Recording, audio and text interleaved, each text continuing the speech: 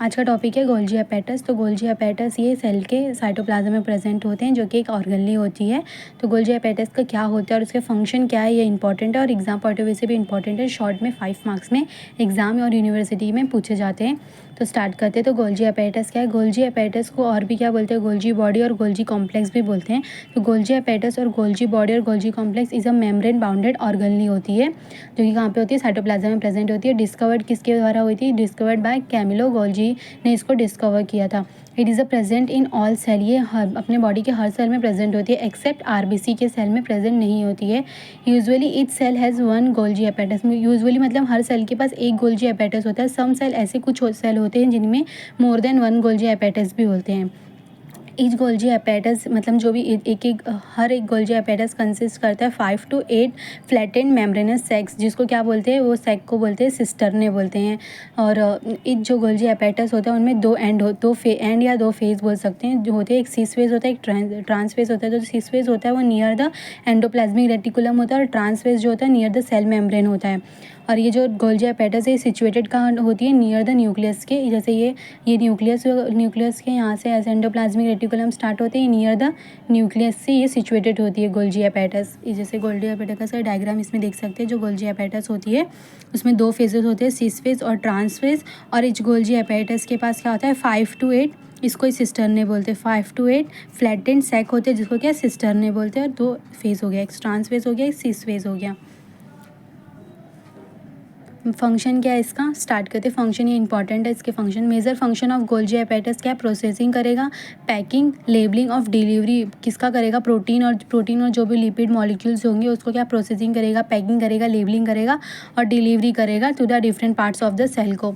तो major function of Golgi apparatus are processing, packaging, labelling and delivery of protein and other molecules like lipid to different parts of the cell.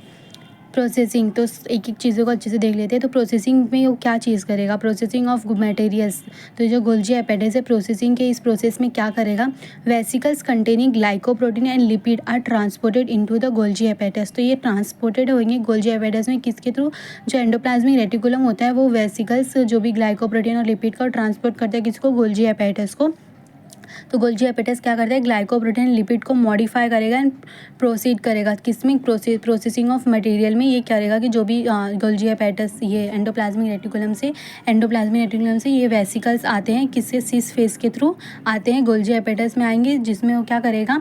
Glycoprotein और lipid आते हैं vesicles में अंदर होते हैं, जो कि मॉडिफाई करेगा एंड प्रोसीड करेगा।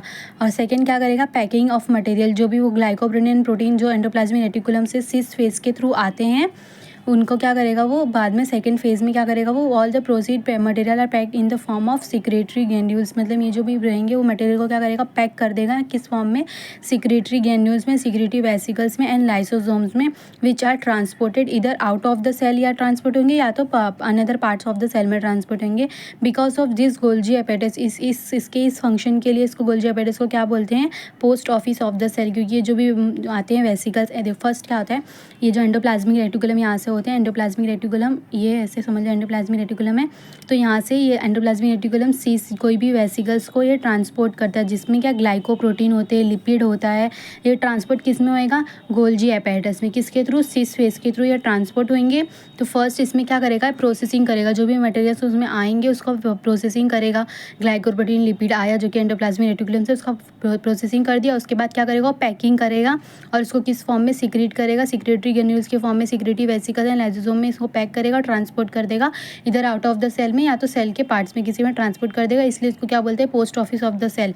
Labelling and delivery of the material, finally क्या करेगा? जो गोल्जी एपेटस होगा वो जो सिक्रेटरी ये सब मटेरियल्स होंगे इसको क्या करेगा? लेबल करेगा और depending upon the chemical content उसको क्या करेगा? डिलीवरी कर देगा टू इधर प्रॉपर डेस्टिनेशन। इसके लिए उस hence is Golgi apparatus called the shipping department of the cell भी इसको बोला जाता है।